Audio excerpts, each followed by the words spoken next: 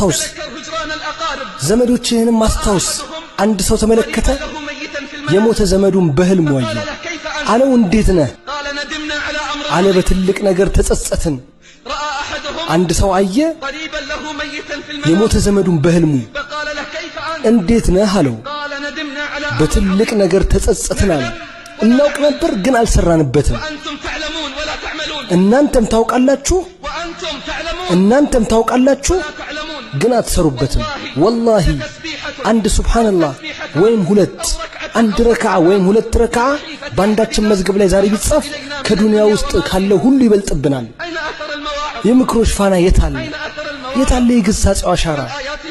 በልቦቻችን ያሉ አያቶች የታለ የረህማን ንግግር ፋና አንተ ባለ ሀያ ከኩዮች ስንት ሞተው ነው አንተ የቀረኸው አንተ ባለ 30 ወጣትነትን አግኝተህ አልተጸጸትክም አንተ ባለ 40 ልጅነት ሄደ አንተ ጨዋታ ላይ ዘወተርክ አንተ ባለ 50 አንተ መታጨጃ የደረስክ አዝመራ ነህ አንተ መታጨጃ የደረስክ አዝመራ ነህ መቶን አጋምሰሃል